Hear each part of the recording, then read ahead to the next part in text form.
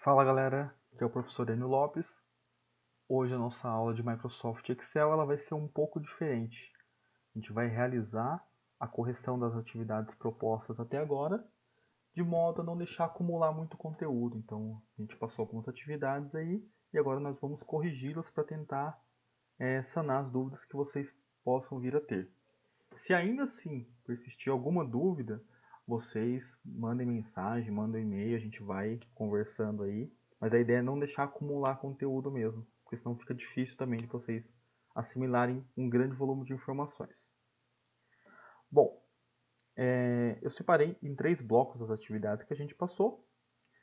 Basicamente, a planilha padrão que eu utilizei para trabalhar nos 3 exercícios ela era a mesma. Essa daqui, lá no PDF eu mandei um print dessa planilha aqui, com as colunas A, B, C e D e 13 linhas.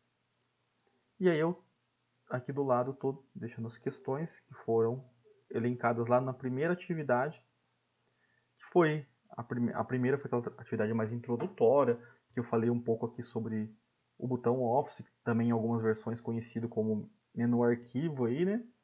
E a gente viu aí novo documento, abrir, salvar como, imprimir, algumas questões sobre células e hoje a gente vai falar um pouco sobre as respostas a essas questões aí que foram propostas. Bom, primeiro ponto. Qual a diferença entre o salvar e salvar como? Gente, essa é uma questão importante porque o mesmo vai valer para todos os documentos aí do pacote Office, seja Microsoft Word, PowerPoint, Excel. Então é algo padronizado, essa ideia do salvar como, e inclusive outras ferramentas, outros programas aí também trabalham com a mesma linha de raciocínio. Então, quando a gente salva um documento, a gente está gravando por cima daquela versão. A gente está salvando aquele documento com a alteração que foi feita na hora. Por exemplo, esse documento aqui está salvo como planilha, correção, exercícios, fundamentos. Então, se eu pintar essa célula aqui de branco e vier aqui em salvar, ele vai gravar por cima da versão que eu já tinha desse documento. O documento é o mesmo ainda, porém, se eu fechar ele agora e reabri-lo, essa alteração vai estar aqui. Então, essa célula vai estar branca. Ao mesmo tempo, se eu apagar tudo isso aqui e agora eu salvar o documento, quando eu abrir ele novamente, não vai ter nenhuma das questões aqui.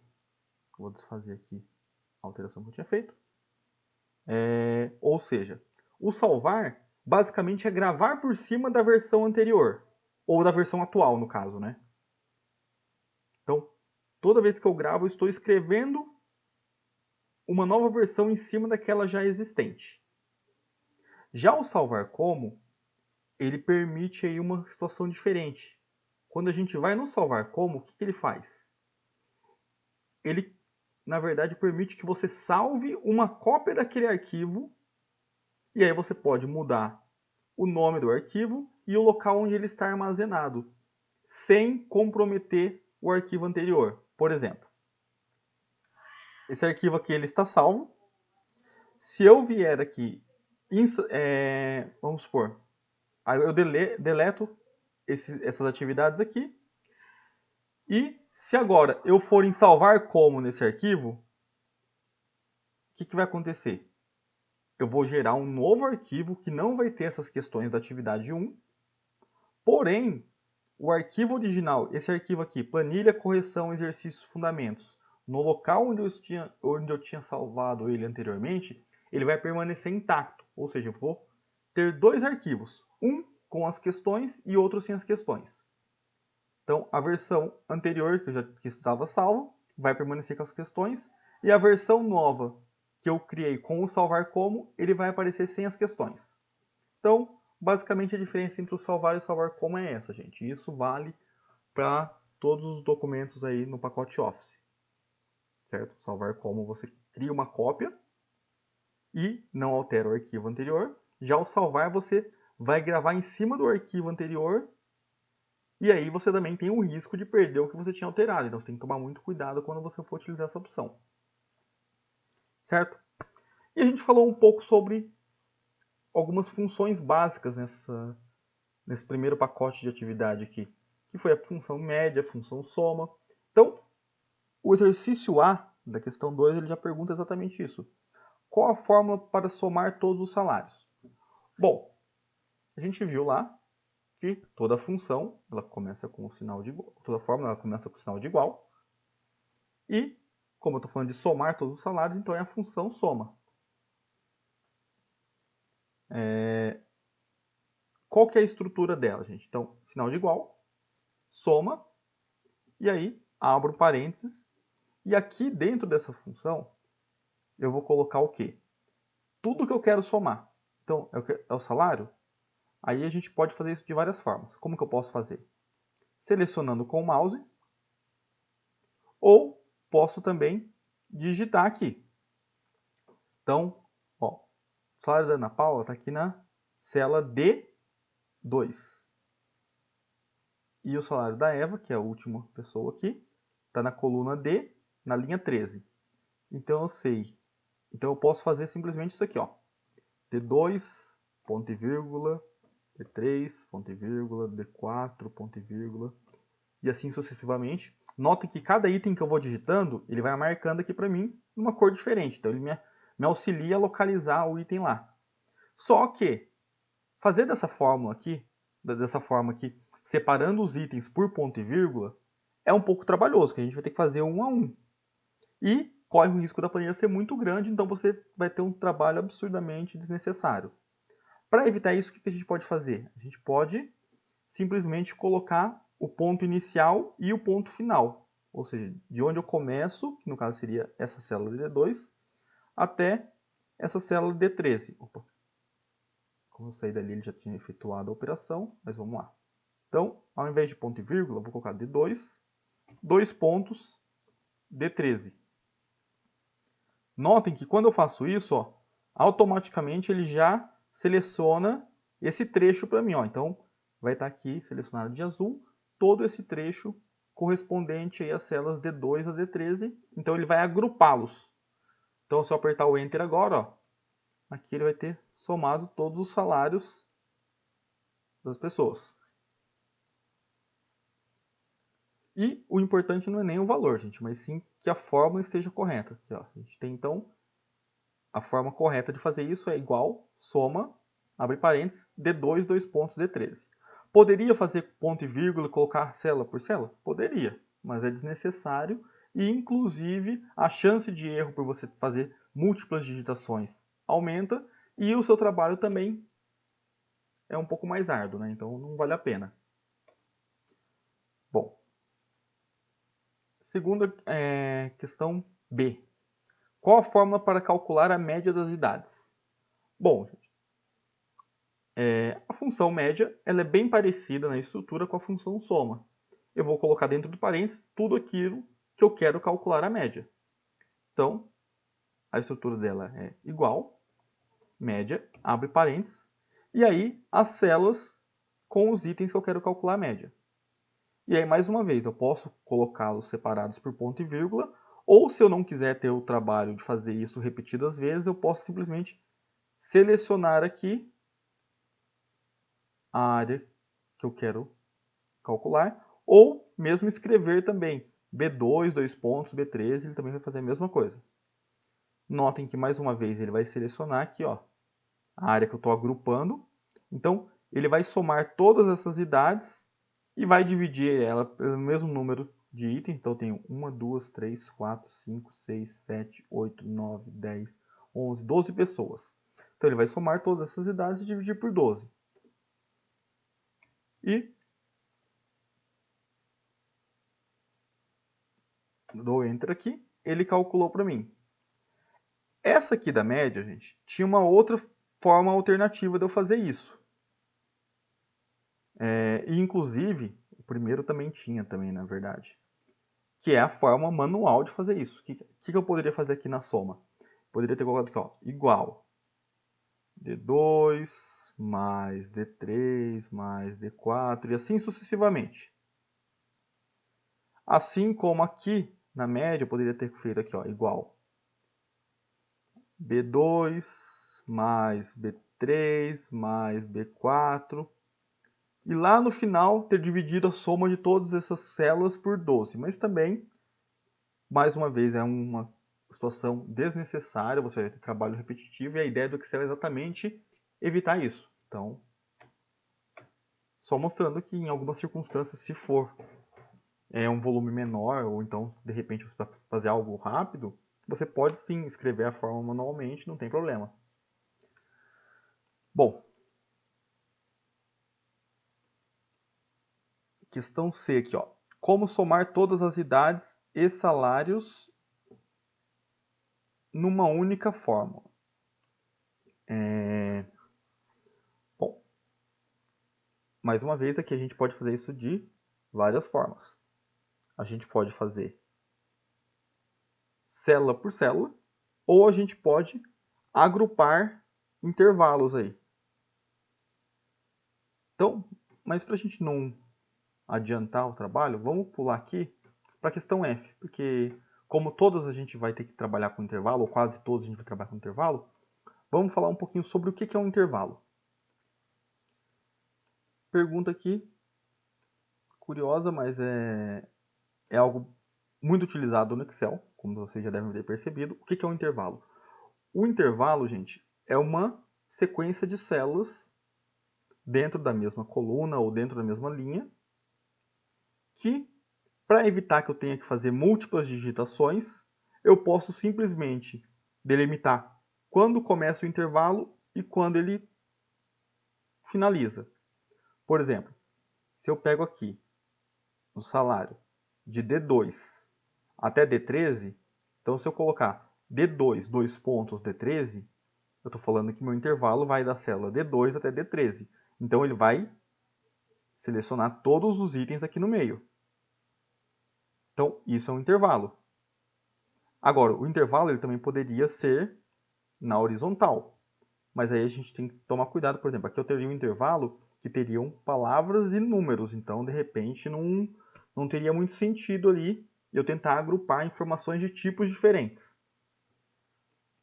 Mas, por exemplo, aqui com o salário, eu tenho um intervalo, aqui na idade eu tenho um intervalo. Então, o intervalo nada mais é quando eu tenho uma sequência que eu consigo especificar quando é o início e quando é o fim, e eles estão ou na mesma coluna ou na mesma linha. E, de preferência, que eles sejam do mesmo tipo para que eu tenha um resultado coerente.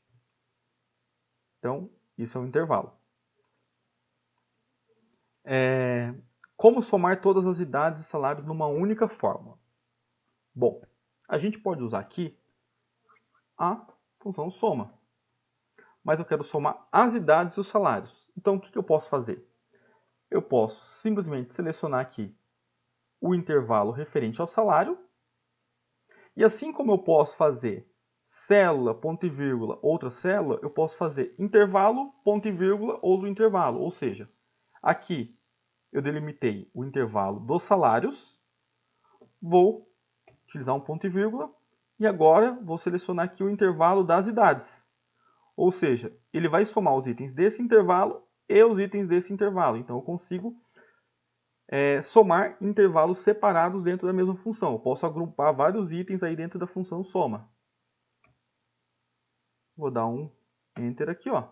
Então, deu aqui 55.771. Como que a gente sabe se isso está certo? Vamos fazer da parte difícil.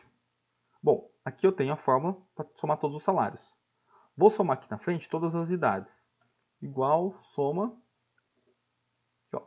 Então, selecionei todas as idades. Ó, então deu 471. Para descobrir se está certo, então aqui, ó. 55.300 mais 471. 55.771. Notem, gente, que aqui esse valor ele apareceu com um cifrão, mesmo sem eu ter escrito ele. O que aconteceu? Ó? Aqui ó, o formato está como contábil. Então, quando está contábil, ele adiciona aí o cifrão como se fosse moeda. A gente pode voltar aqui para número, ele simplesmente vai transformar num número normal aí. Vamos tirar aqui o cifrão.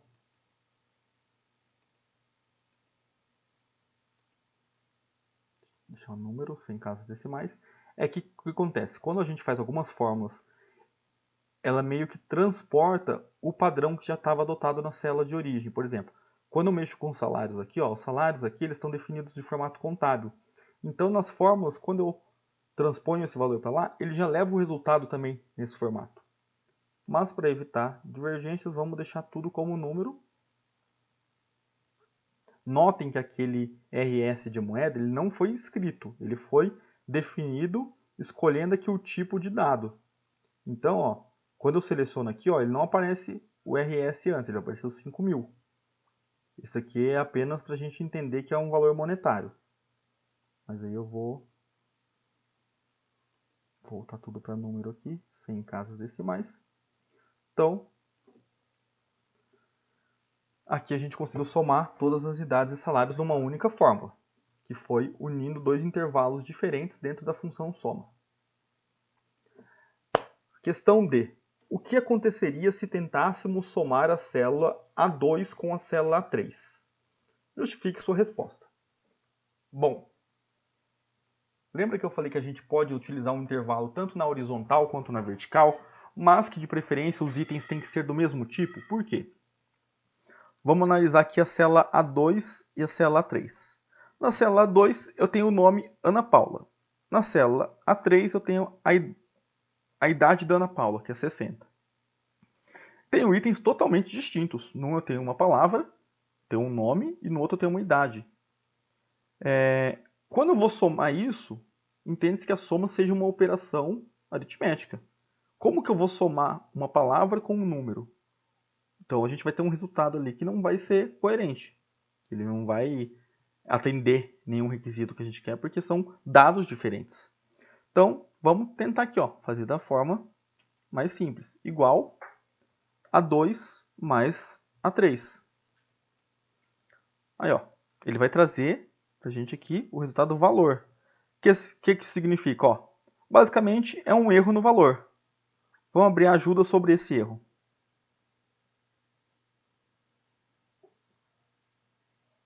Carrega aqui a ajuda do Microsoft Office. Então,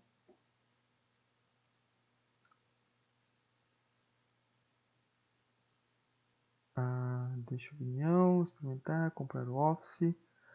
Bom, a minha versão do Excel ela já é um pouco mais antiga, né? Então, assim, na verdade é uma versão já obsoleta. Então, ele não tem o suporte necessário. Mas, basicamente, gente, o que acontece aqui é que ele vai falar, olha, você somou duas coisas que não tem nada a ver uma com a outra. Então, logicamente, o resultado vai ser errado, não vai ter um resultado correto, certo? Então, tomar cuidado quando for trabalhar com informações de tipos diferentes, porque vocês vão se deparar com esses problemas. E, como ficaria a fórmula para calcular a média salarial da Ana Paula, da Dulce e do Diego sem utilizar a função média? Bom, vamos marcá-los aqui. A gente sabe quem que é. Ana Paula, Dulce e Diego. Notem que eu falei para fazer isso sem utilizar a função média. Aqui a gente tem já o seguinte problema. Não é uma sequência, tá vendo? Eu tenho a Ana Paula, depois eu tenho o Diego e a Dulce que estão assim, distantes uns dos outros. Eles não estão numa sequência. Por exemplo, se fosse a Ana Paula, André e Andressa, eu teria uma sequência, eu poderia utilizar um intervalo. Aqui, eu já não poderia utilizar o intervalo, porque são células alternadas. Mas ainda assim, a ideia é fazer isso sem utilizar a função média. Se eu fosse utilizar a função média, ficaria o seguinte. Média. Então, aqui o salário da Ana Paula, ponto e vírgula, um novo item, o salário do Diego, ponto e vírgula, o salário da Dulce. Fecho parênteses.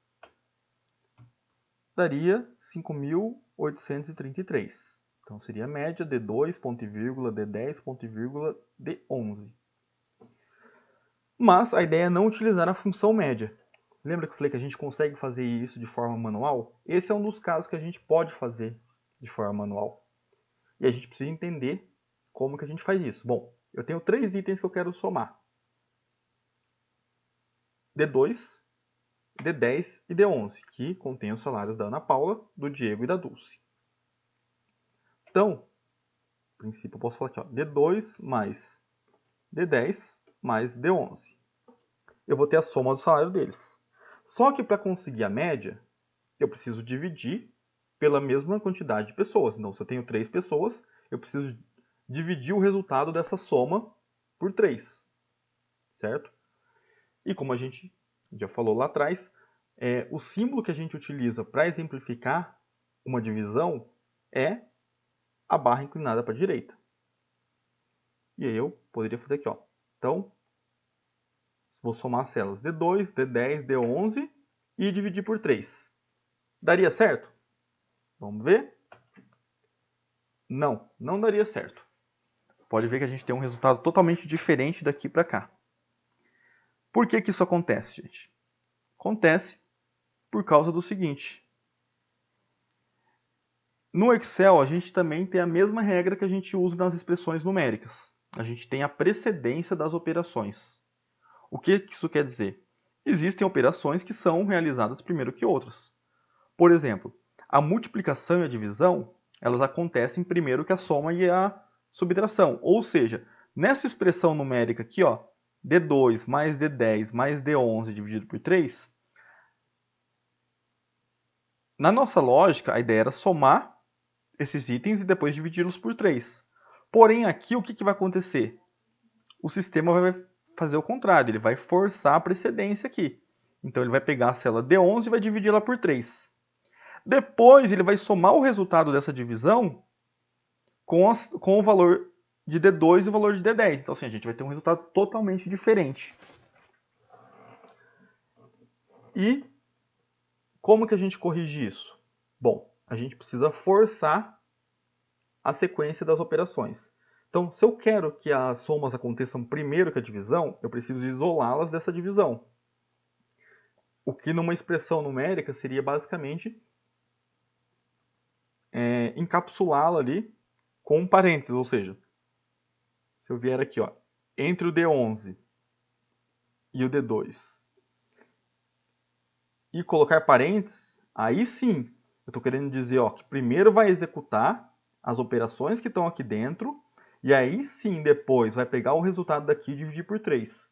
Ou seja, quando eu tiver que fazer uma expressão numérica e eu não quero que siga a precedência das operações, primeiro multiplicação, divisão, depois soma e subtração, eu preciso explicar isso para o computador, eu preciso definir de que modo isso vai acontecer, porque o computador, no fim das contas, ele vai fazer aquilo que a gente pedir para ele fazer. Então, ou seja, eu preciso programar isso, eu preciso inserir essa informação, porque aqui ele não sabe o que eu estou querendo fazer. Nós sabemos que a gente quer calcular essa média do salário, mas o computador não sabe. Então, eu preciso falar, olha, você vai primeiro somar, depois que você vai pegar e vai dividir esse resultado. Então, aí sim, ó, quando a gente vem aqui, isola primeiro a soma e depois divide por 3, vou dar um Enter. Aí sim, ó, temos o resultado aqui, 5.833,333. Aqui não apareceu, mas se a gente abrir aqui do lado, ó, vai ter as casas decimais também. E a gente vai cair numa dízima periódica ali, que na verdade, vamos arredondar para 2 casas decimais, seria 5.833,33. Então, ou seja, vocês viram que aqui deu certo, sem a função média, e aqui com a função média também deu certo. Bom, o do intervalo nós já falamos, que é a sequência aí linear, seja na horizontal ou na vertical, de dados de preferência do mesmo tipo. E é isso, gente. Então, essa é a correção da atividade 1. Espero que vocês tenham entendido, tenha ficado claro. E agora a gente vai passar para a atividade 2, tudo bem? Vamos lá. Atividade 2.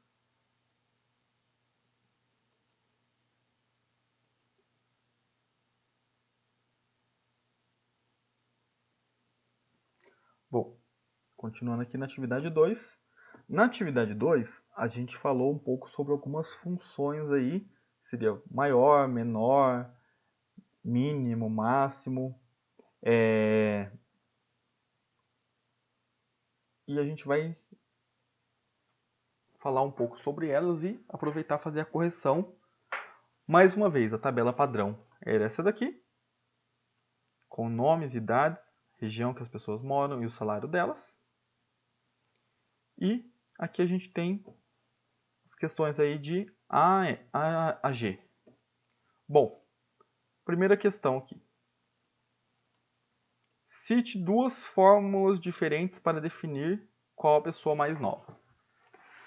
Como a gente viu nos vídeos dessa aula, a gente tem aí as funções maior, menor, máximo e mínimo. Elas têm uma diferença clássica entre elas, que a gente vai falar um pouco melhor ali na B. Mas basicamente, as duas fórmulas diferentes para definir qual a pessoa mais nova são as seguintes. A gente vai utilizar a função menor e a função mínimo. Então, o mínimo é assim, igual, mínimo. E aí, dentro do parênteses, eu vou colocar o intervalo que eu quero analisar. Ou seja, o conjunto de células que eu quero analisar para falar qual que é o menor valor dentre elas. Então, aqui eu quero saber a pessoa mais nova, ou seja, as idades. Vou selecionar todas as idades aqui. O intervalo de B2 a B13. Fecho parênteses. Ele vai me retornar aqui 19. A gente tem 19 aqui, que é a idade do André. Pode ver, ó, a gente não tem nenhuma idade menor que essa. Então, ele trouxe o resultado mínimo para a gente, ou seja, o menor de todos os resultados. Aqui a gente usou a função mínimo. A gente poderia também ter utilizado a função menor. Como que funciona a função menor?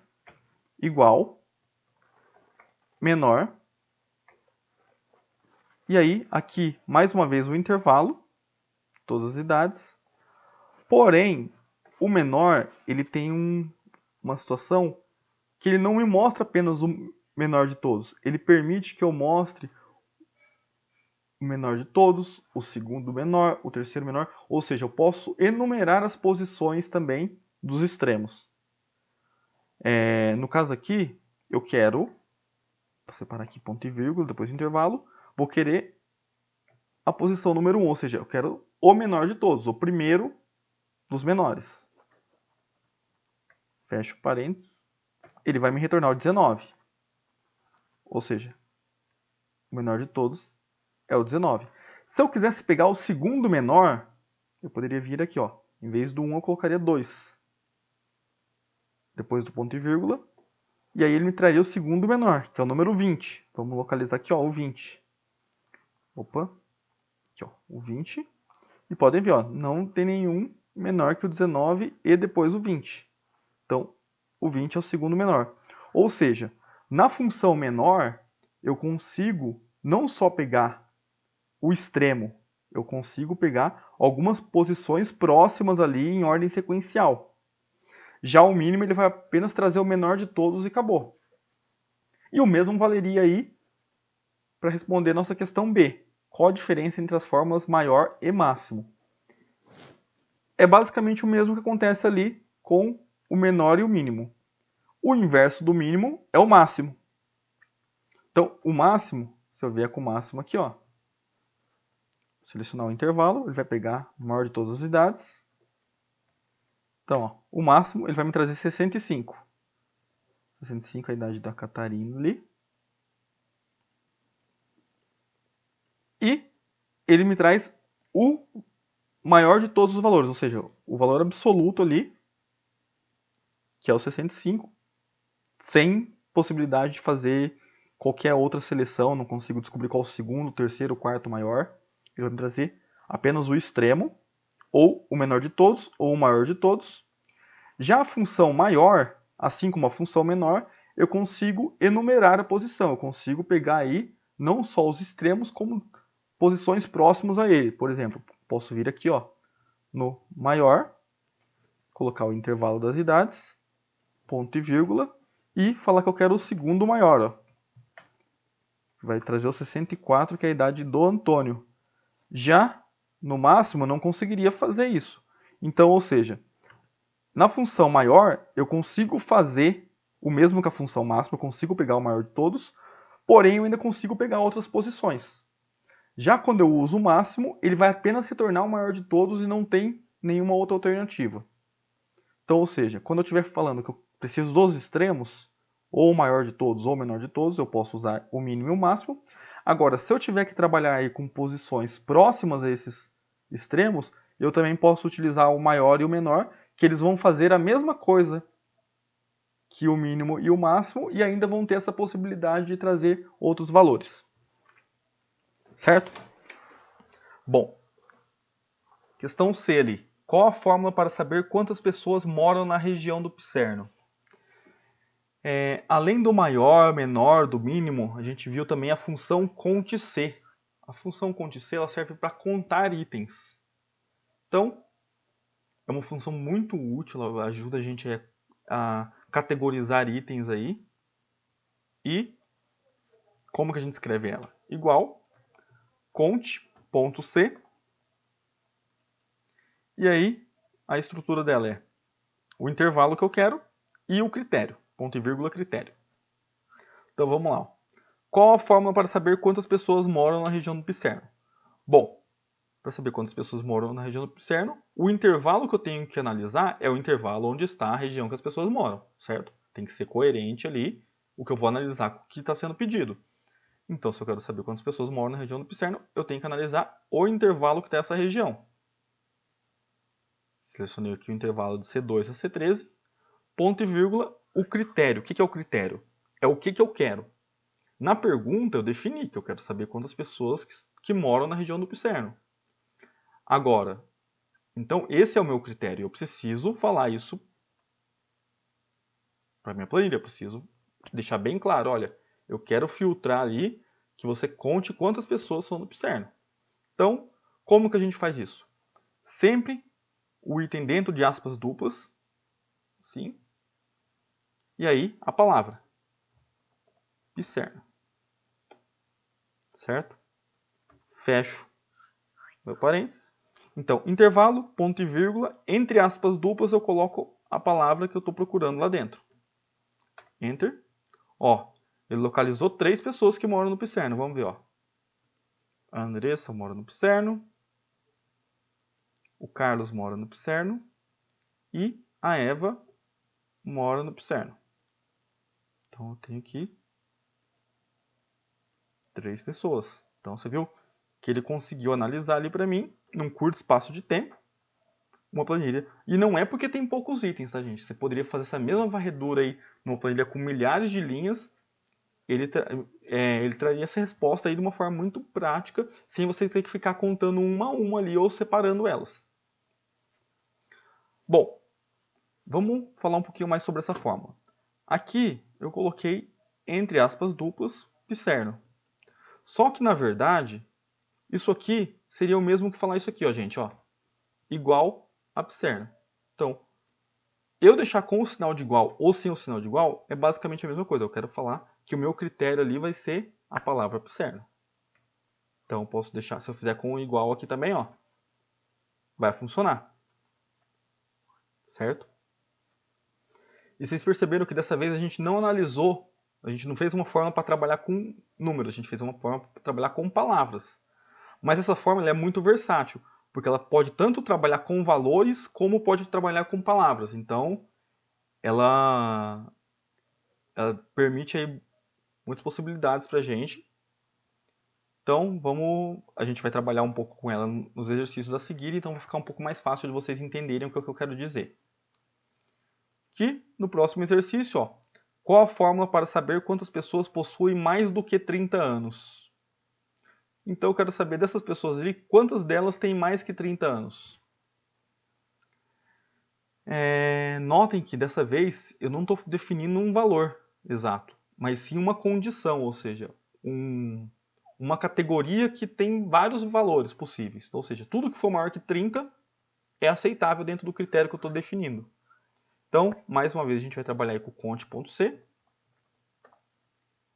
Vou definir meu intervalo. Bom, como eu estou falando aqui, quantas pessoas possuem mais do que 30 anos, está bem claro que a gente quer analisar a idade das pessoas. Então vamos aqui no intervalo das idades. E aí, tem um intervalo. Agora eu preciso definir o meu critério. Como que eu quero falar? Dessa vez eu não posso simplesmente colocar entre parênteses igual a 30. Ou entre parênteses 30. Por quê? Porque não é só 30 anos. Eu quero saber quem tem mais do que 30 anos. E aí a gente entra com os operadores relacionais. O que são operadores relacionais? A gente já viu eles aí na matemática. São operadores que exemplificam relações entre números. Então a gente tem aí maior, menor, igual, diferente, maior ou igual, menor ou igual. Nesse caso, a gente está falando aqui, ó, quantas pessoas possuem mais do que 30 anos. Ou seja, o que eu estou falando é que eu quero saber todas as idades maiores do que 30. Então, aqui seria a mesma lógica que a gente utiliza lá na matemática, maior que 30. Então, ele vai analisar o intervalo de B2 a B3 e vai contar quantos itens são com um valor maior do que 30. E aí, entre aspas duplas de novo, fecha parênteses, ele contou para mim, ó, e retornou 7 pessoas. Então vamos conferir se isso procede. Deixa eu resetar aqui as cores para a gente ir separando. Bom, 60 é maior que 30? É maior que 30. 19 não é, 20 não é, 64 também é maior que 30, 32 é maior que 30, 41 é, 65 também, 29 não, 31 é maior que 30, 57 também. Então a gente tem aqui, ó, 1, 2, 3, 4, 5, 6, 7 pessoas que têm mais que 30 anos, que coincide também ali com a nossa fórmula. Então a gente provou aqui que isso do intervalo dá certo. Assim como eu poderia ter feito aqui, ó, quantas pessoas têm menos que 30 anos. Vou substituir aqui, sinal de menor pelo 30. E ele apontou que 5 pessoas têm menos que 30 anos. Vamos ver? 1, 2, 3, 4, 5 pessoas têm menos de 30 anos. Ou seja, ele conseguiu analisar para a gente aí, com a fórmula, algo que a gente teria que fazer de forma manual. E aí, mais uma vez, reitero, aqui a gente está com uma tabela bem simples, bem pequena, só para exemplificar. A gente está trabalhando aqui com 13 linhas. A gente poderia ter aqui milhares de linhas e ele conseguiria fazer essa varredura na mesma velocidade. Certo? Então, aqui é o sinal de maior. Então vocês perceberam que aqui a gente não trabalha só com números exatos, nem com palavras. A gente consegue também trabalhar com condições ali relacionais. Agora,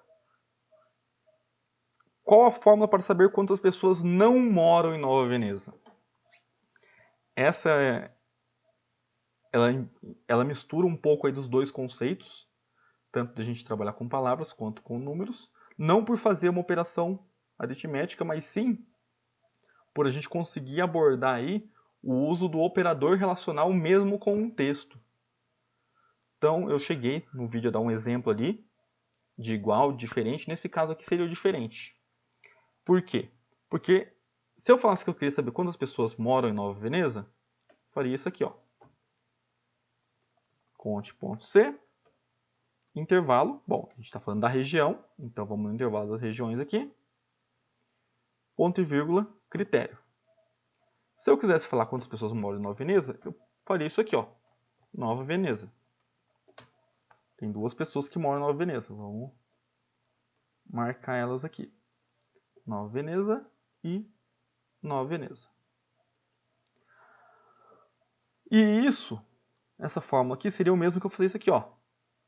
Igual a Nova Veneza. Também entraria o retorno de 2 posições aqui. Então, eu fazer com o sinal de igual, sem o sinal de igual. Nesse caso aqui é a mesma coisa. Mas eu não estou querendo quantas pessoas moram em Nova Veneza, mas sim quantas pessoas não moram em Nova Veneza. Ou seja, eu posso falar que todo mundo que não mora em Nova Veneza vai ser diferente. Então, aqui eu estou falando igual. Eu vou inverter o operador relacional para diferente.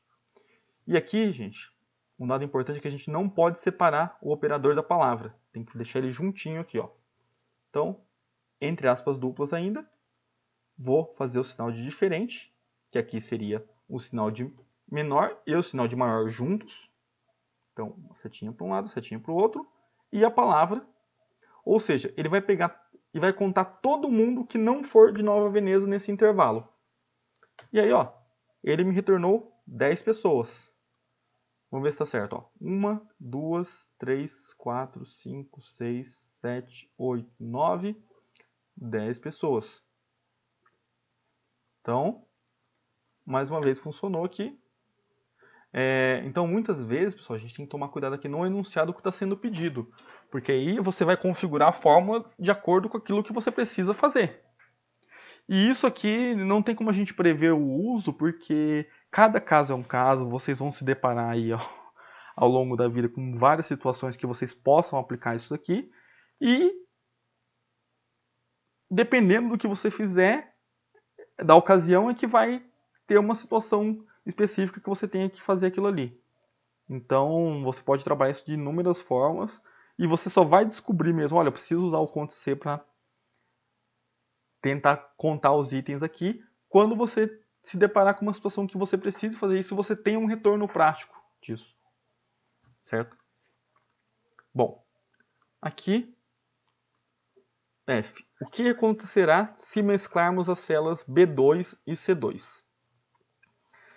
Eu falei também um pouco sobre mesclar células, gente. O que seria mesclar células? Juntar o conteúdo de duas células numa célula só. Essa é uma operação muito perigosa de fazer. Por quê? Porque ela tende a excluir o valor da célula da direita e manter o conteúdo da célula da esquerda. Ou seja, se eu vier aqui, ó, vou até pintar as duas da mesma cor, para a gente entender o que vai acontecer. Ó. E tem aqui, ó, B2 e C2. Independente se aqui eu tenho número e aqui eu tenho palavras, eu posso mesclar a célula. Só que quando eu mesclar, o que vai acontecer? Ó, a seleção tem vários valores de dados.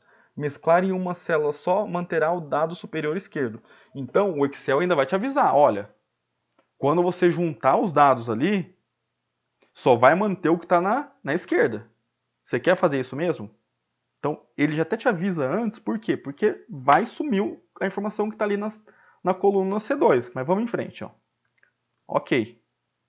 Ó, juntou as duas células, transformar as duas células numa só, agrupou o espaço que elas ocupam, porém, o valor mantido ali ó, foi o 60. E não é porque ele era numérico. Se fosse uma palavra na esquerda, ia ter mantido a palavra, só que a informação que estava na célula C2, ela sumiu. Ela não existe mais.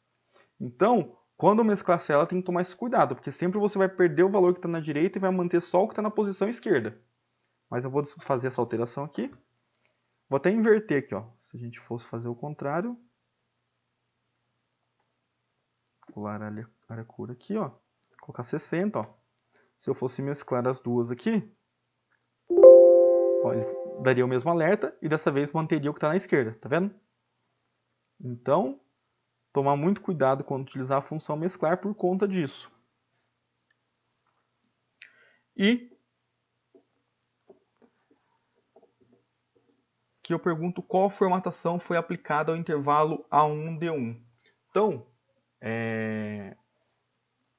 na segunda atividade que eu propus para vocês sobre Microsoft Excel, no vídeo eu falei um pouco também aqui sobre essa parte de formatação de fonte, de alinhamento, um pouco de formatação de número, de célula, para a gente entender um pouco.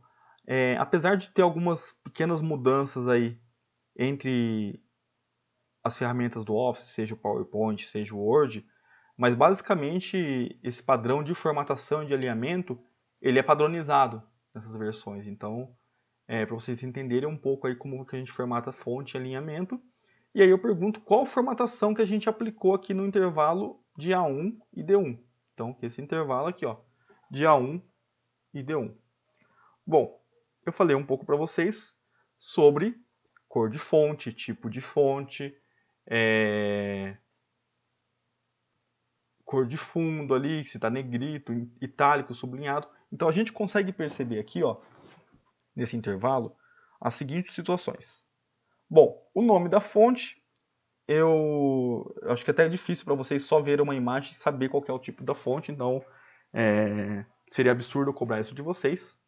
Até mesmo porque a gente tem aí, como eu mostrei para vocês aí, centenas de tipos de fontes possíveis, então eu não vou obrigar ninguém a saber nome de fonte. Então, essa parte a gente releva, porém aqui a gente consegue identificar algumas situações. Por exemplo, eu consigo identificar aqui que o fundo está amarelo, ou seja, então